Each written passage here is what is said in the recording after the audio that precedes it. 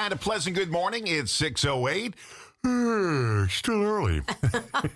Denise Lockwood, founder of Racine County I, is here.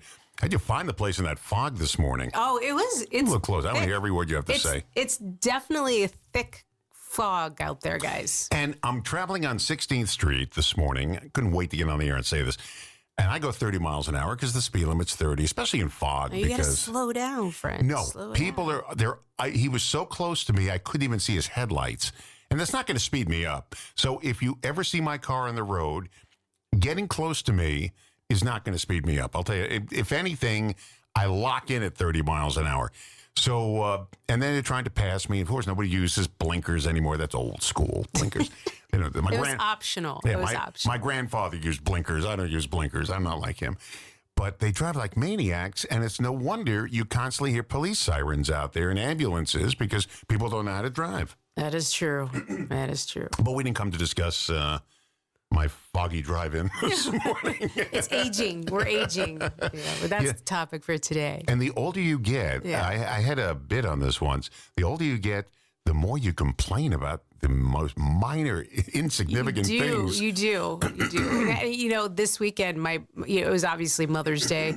And so my mother-in-law and I were talking, and we were talking about all the meds that I'm on and she's on and my husband is on. And you're just like, yeah, we're getting to that point. That's the conversation now. You have that pill caddy now that's got like a balcony to it. I do. The multi-tier, yeah. It's got 3 divisions, morning, noon, night, and then you have an accessory on top, extra pills. Exactly. I used to make fun of my parents because I did all their pills for them. And I used to make fun of them. And I said, you're taking 6 pills a day. I'm taking 7 now. I know, that includes, me too. That includes vitamins. Are you on the turmeric?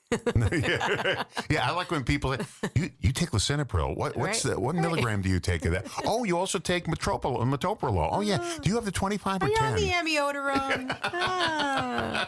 I couldn't say that after I had congestive heart failure back in 2019. And I couldn't say that med. And I'm just like, you got to take me off it. I can't say it. I have in my phone. I am off it now, so that's good. Well, what I do in my phone, I have a list of all the medications. Because, when you go to the doctor and say, what are you on? Here's my phone. I know. That's what I do, too. I do, too. When my mother was in the hospital, I put all her meds in my phone. And because she went in a lot toward the end. And they said, I said, here's the phone. They said, this is brilliant. I don't know why most people don't. They try to sit there. Let me see. I don't remember what you've taken. But that's brilliant. Just keep it on your phone. It is. And hand it to the nurse. Here it is. Here's what we're on. Exactly. Times 2. I know, but that's why Racine County I is. It's not the only reason why, but one of the things that Racine County I is doing today, Mr. Rosen, today from 9 a.m. to 1 p.m. at Fountain Hall, we're having a whole entire expo called Aging Well. I know. And by the way, Mr. Rosen, that goes a long way with me, that kind of respect. Just so you know, you get extra bonus points for that kind of respect. Yeah, so aging well. And I got to say, my mother, we were always at the doctor's. If the slightest thing, I thought I said, did you sneeze? No. I thought I heard it, going to the doctor. Yeah. And I learned that. The minute something goes wrong, you go to the doctor. And I have friends of mine that didn't. And they let it go and go and go and eventually caught up with them, and then they can't do anything about it. Right. If you let it go too far. But there are ways to take care of yourself, and you don't have to go to about 9 years ago, my wife said, you're drinking 4 bottles of Diet Pepsi a day. And they were I know it's a radio, but they were about this big. They weren't too small. And she said, that Diet soda is just plain chemicals. There's nothing in it but chemicals. Look at it. And I said, you're right. And I went from drinking 4 bottles a day to nothing. And 9 years ago was the last sip of soda of any kind I ever took. Because she was right. There's nothing good about soda. Look at you looking at me like... No. I'm thinking of my old editor, Mark Maley. You're thinking about how many bottles of Diet Coke you had today? Mark Maley, one of my editors when I was at Patch and also at CNI newspapers, he would incessantly drink Diet Coke. In fact... we would tease him about how much Diet Coke he drank. In fact, this is so morbid, and I didn't plan on talking about this, but this is just so serendipitous. So at his funeral, he literally had his own eulogy because he knew he was dying of cancer. And he had in his eulogy, he had a video of himself with Diet Coke. Did he really? He did. And he opens it up. He said, guys, I'm going to be gone soon.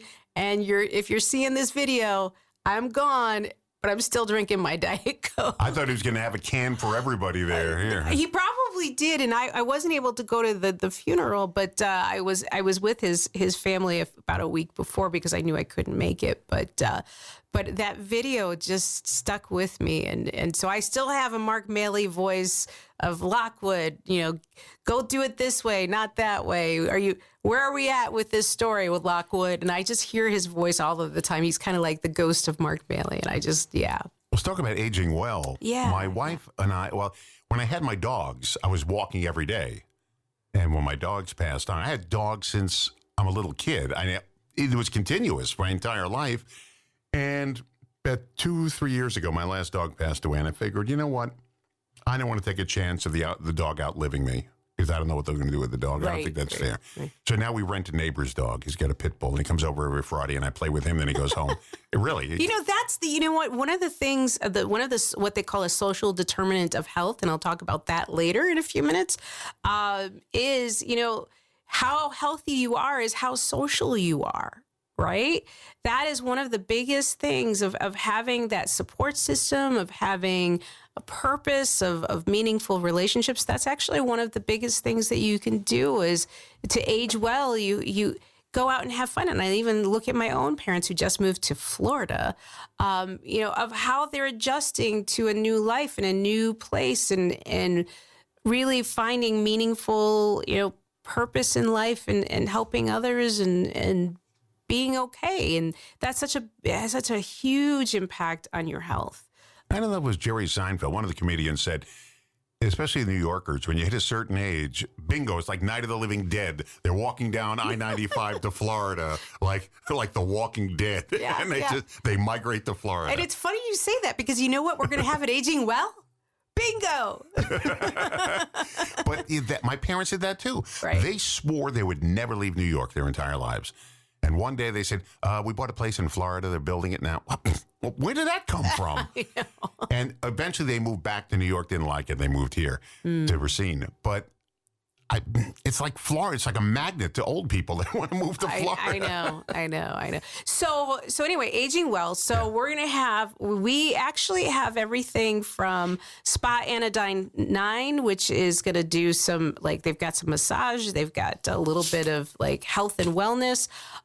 We've got hearing tests so you can find out whether or not your husband is really listening to you or not. But we also have we have actually a travel agent that is going to be there.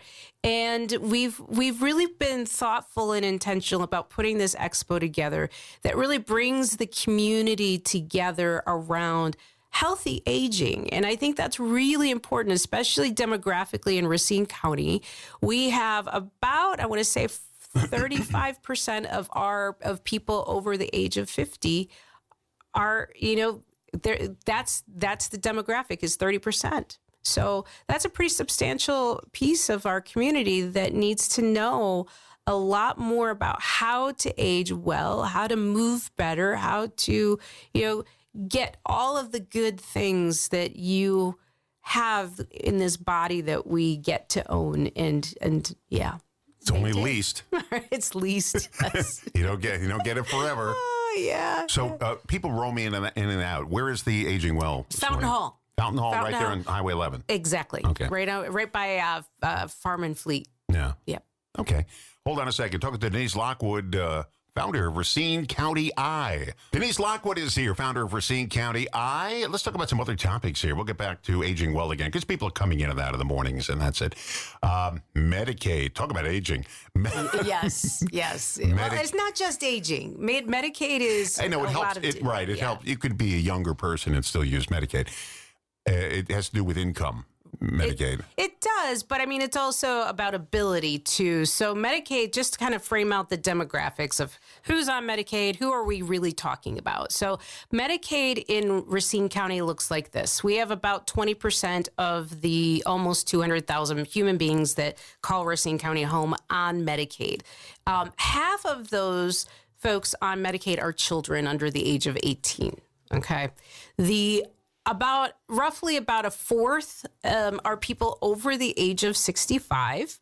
And then the rest of them are people who are either disabled or able-bodied, but are kind of more either they could be working poor or they could be not working. So what's going on with Medicaid is like we're seeing quite a bit of activity at the the proposed federal budget.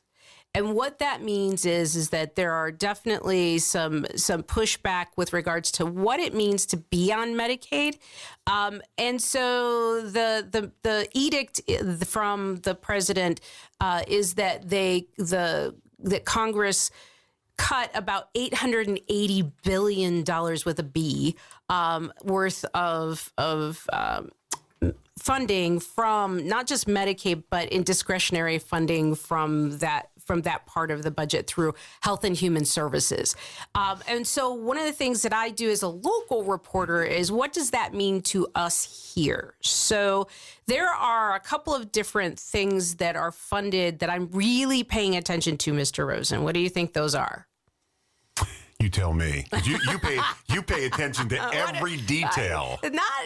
This is something I'm nerding out on, and here's why. So there's a thing called the Social Services Block Grant.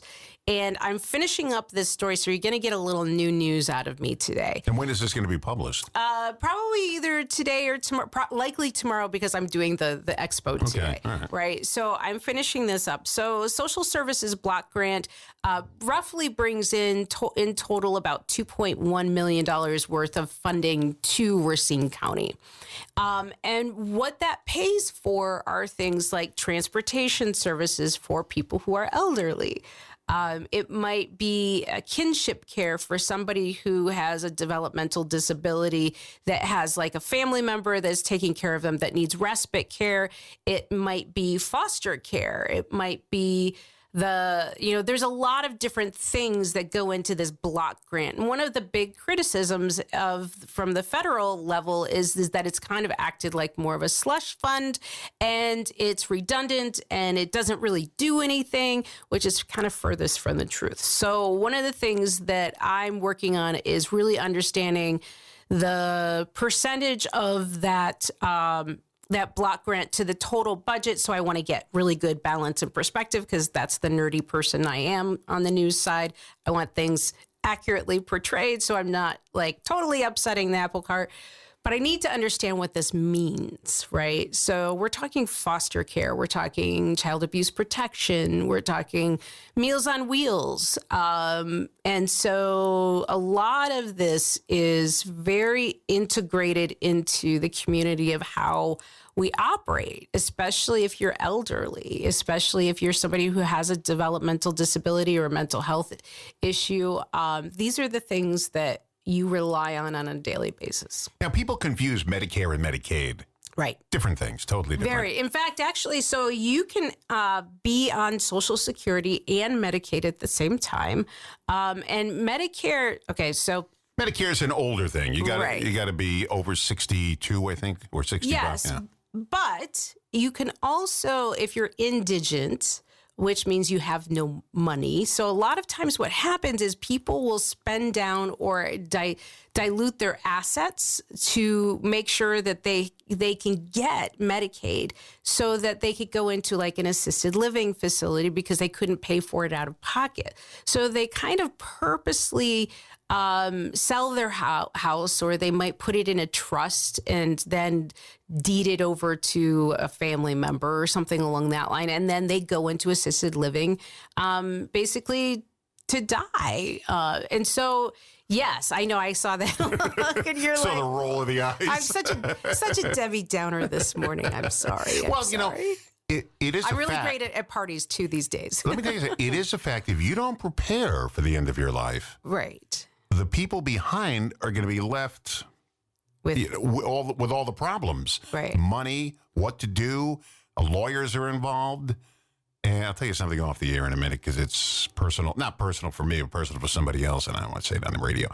But yeah, there could be a lot. If you don't take care of right. the afterlife, when you're gone, I mean, your children are going to be left with a bundle of problems. Yeah, see, we're just joyous fighting. this morning. You brought this. I was looking at. But I'm not going to not tell. Well, we're going to talk about the prom. I was excited about that. Okay. We got some joy. We have some joy. These are the things that, as a journalist, and I get a lot of pushback, which from the community about what brand they think I am, and that's this is what's happening, folks. Like, this is what's happening. Okay, so, let me Racine County Eye. Give the website. RacineCountyEye.com is our. Now that's EYE. Right. I know everybody say Racine County, the letter I. No, it's EYE, like the eyeball. Racine County Eye. It's a great logo, by the way. Yeah. Racine County Eye, and it's constantly being updated because it's not like a newspaper that comes out in the morning and the afternoon. It's constantly, when you get a story, it's updated. Right. And you got news hounds all over town, right? I'm working really hard. I picture the guys walking around there with that little press card in their hat. Remember the old movies? I know. They had the little press card hanging in there. And here's something people don't realize. Everybody has the power of the press. It's given to you in the Constitution, the First Amendment. We all have power of the press. We'll talk about that later, too. Okay, you don't need press credentials because there's no such thing. Nobody issues press credentials unless you're going to an event. Then the event might issue them. But everybody has the power of the press. So you can always say, I'm a journalist. Because everybody has that power. Now, not everybody's good at it. That is true. But they have the power. We're talking to Denise Lockwood, founder of Racine County Eye. We have so much to talk about. We're going to review some of the things we talked about in the first hour because you were just getting up. And you may have missed some of it. So we'll talk about that. Before we go any further, let's talk about your fundraiser that's going on at Racine County Eye. Yeah. This is very important. This is horrible. What are you doing on that phone? I'm trying to make sure I have the date right because that's one of those things when you're 55 that happens. 55? You're a baby. I know. Hold on a second. Hold on. I have a little tickle in my throat. So, yeah. So basically, we're having this thing called Journalism Love Fest, right? So we're gonna be doing some guest bartending at McCullough's Pub. Let me just make sure I've got. Okay, it's from. I just lost it. Darn it. So it's going to be from. You're a journalist. Just make it up. No. That's bad. Frowned upon in this establishment. 5 to 9 p.m. Thursday, May 22nd at McCullough's Pub. And so, okay. So I wanted to do something a little different. So one of the things that we're going to be doing is I'm going to be doing some storytelling, but not news storytelling. I'm going to have the GOAT of all stories. And you're going to have to come to the event to understand what that means. But I'm going to be telling some farm stories, some how I got started stories, how did Denise get into journalism stories. But also, this is also a really great time for the community to like, what do you like about journalism? Because at the end of the day... You want a drink of water? Yes, please. I'm having one of those. You want my bottle of water? Yes. Oh, really? No, I'm just a bottle of water. That would be great. I was going to drink this, but you can have it. Yes, thank you. Sorry, I'm having one of those. Go talk a little bit while I go unfrog my throat here for a second. 1, 2, 3, 4, 5. No. We have a whole bunch of topics. I want to talk about prom coming up in a few minutes because we talked briefly about that for a second or two. You okay now? Yes. Sorry. I'm not gonna, now you own the bottle of water. I'm not taking it back with your germs on it. So the fundraiser, the reason why we're having a fundraiser because this is my news website, Racine County Eye. I started it back in 2013 with Heather Asiambi, and she is now my managing editor. We are not a big news organization, but we are growing. So we got a grant from Report for America to hire an education reporter. Half of that is funded by the grant. The rest I need to come up with, friends. And so we want to focus on education because there's so much changing, not just from the federal level, but also just what is it that work is changing, right? We've got Microsoft and we've got a lot of different things that mean different, like how you're educated, and what you end up becoming is going to change. And one of the things that I want our education reporter to do is really do some deep dives on what is our workforce, what is the community need, things along that line. And so if you are so inclined to think that that is important to you, I need you to come to my fundraiser, because at the end of the day, this is going to help us sustain local journalism on a very profound level. And I really want to make sure that we're doing that. Got to have independent journalism. Exactly. If you don't have it, you've got Russia. Exactly. Or China or North Korea, and you don't want that. So we're at McCullough's. We're now McCullough's Pub. And that's how the address is. You know what? Let me just. I'm old now, Mister. Oh, look at the glasses going to the tip of the nose. 3700 Meacham Road. I'm sorry, JJ, for doing that, because I'm just having. This is the last few months has just been crazy, and so like things are changing so much, and how we're doing the news is a little different. We're doing a lot more federal to local level kind of news, because actually you've got a lot of traditional news organizations that are getting defunded. They're also NPR and PBS are being federally defunded. You've got a lot of access issues at the national level, and it's really important to understand news from a local perspective, because that's what hits you on a daily basis, right? So, you're talking everything from road construction projects to how your taxes are spent, things along that line. So we want to make sure that that's funded on a very consistent and strong basis, and that's one of the reasons why we're having a fundraiser. How do students get into journalism today? When I back in the 90s, back in my day, I was at the Wisconsin Broadcasters Association Journalism Day. And I used to go to everything because I want to know what's going on around me. And there were a lot of young people there getting into journalism. There were 3 young ladies in front of me who wanted to be into TV journalism, and all they were talking about is their makeup and their clothing. I know, isn't that a shame? That is so not me. But it's television, and that's what they were concerned about. Right. Anyway, but we had journalism people telling how to, go after stories, how to get a job. Now, that was back in the 90s when radio stations had a staff of news people. Newspapers had a huge staff of news people. But those days are gone. So how does somebody get into journalism today? Because I want to be a journalist. Well, how do you do that today when the newspapers have a skeleton staff? Radio stations have just 1 or 2 news people. TV stations don't have the kind of staff they used to have. Well, and a lot of this has changed, right? Especially with TikTok, you have a lot more news influencers. So yeah, but that's not really news. It is, but it's not. I mean, I've been following some of them, and some of them are really good, but it's not a big unpacking of the story. I'm a nerd when it comes to news, right? So it's nothing for me to do a 1,200 word story about what's going on with Medicaid, because I think it's so important to people and what's going on with Social Security. It's not an easy, light read. It's not what we call snackable and shareable. So we need to.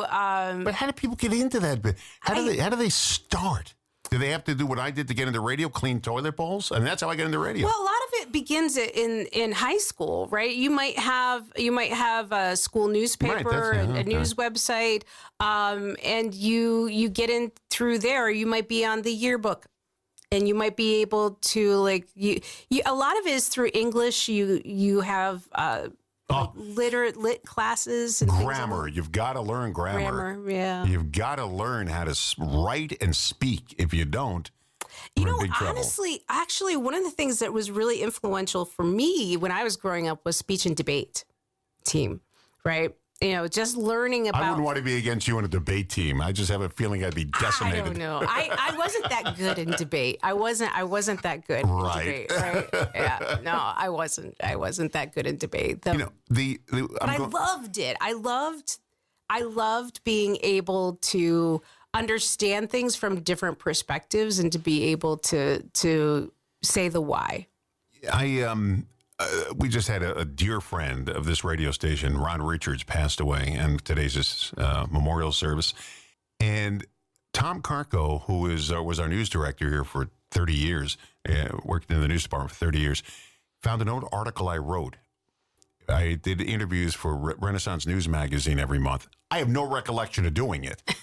But there it was. There's the page and there's the headline. And I interviewed Ron. And I'm so glad I did because I have information in there that I would have forgotten about. It's all radio detailed information, the call letters and stuff I would have forgotten about. But it's preserved because it was done in print. Right. And now we have it forever. Well, and that's a big thing within journalism, specifically for news websites, is archival, making sure your news website is archived. You know, one of my hobbies was when I worked downtown Milwaukee, the library was directly across the street at 7th of Wisconsin. And I used to go there every day and pull out the on microfilm, the New York Times, and read it from the 60s, from the 70s. Wow. And I used to love reading it. And if I found a page I liked, hit print. It was like 25 cents a page or whatever it was.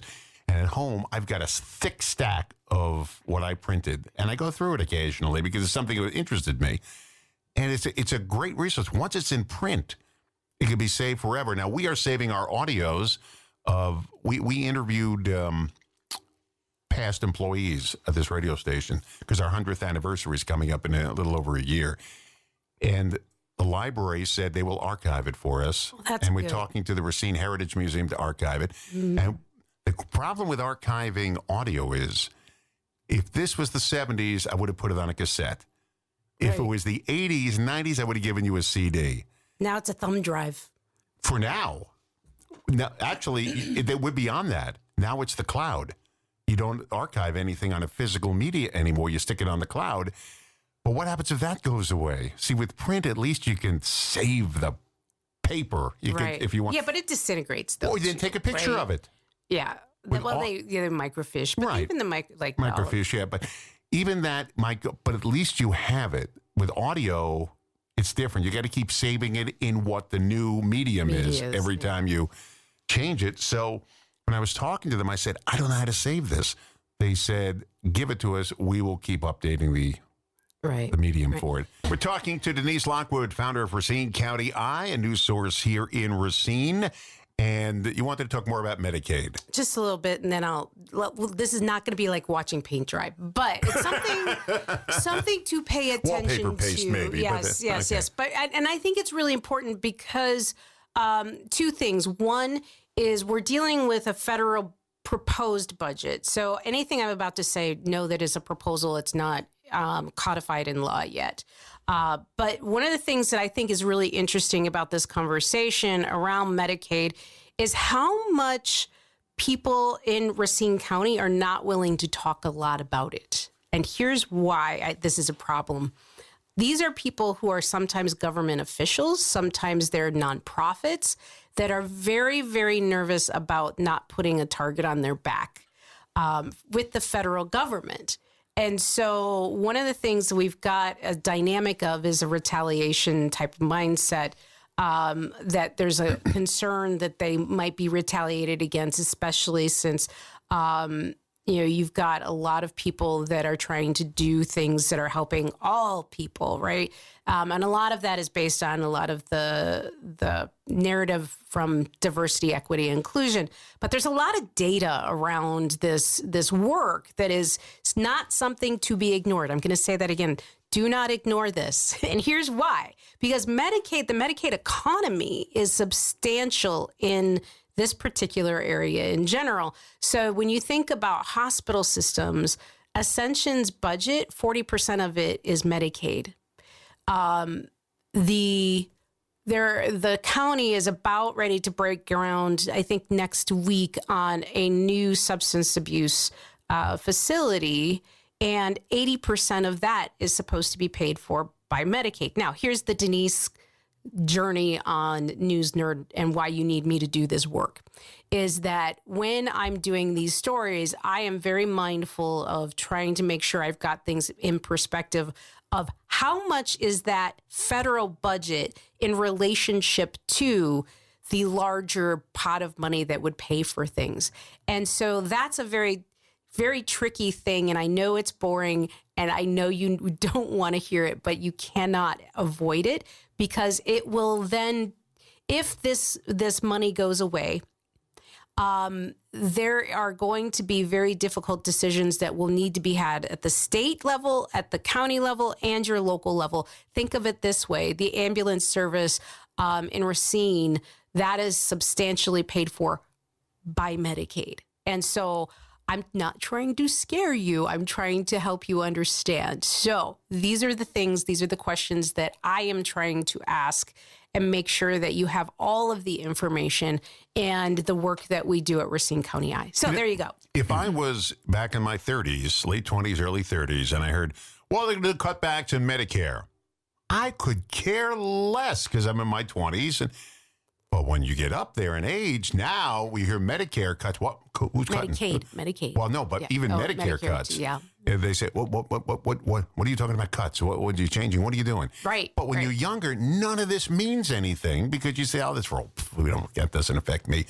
It can affect anybody. Medicaid, Medicare, Social Security cuts, they affect everybody. And if you don't do anything about it when you're younger, when you get older, you're going to say, why didn't anybody do anything about it? Right. And these are really important conversations because it also is the unraveling of social contracts too, right? So as communities, we have decided these are some of the things that are really important to us. And so when you have these conversations, we have to be mindful that do we want hospitals to be sustainable?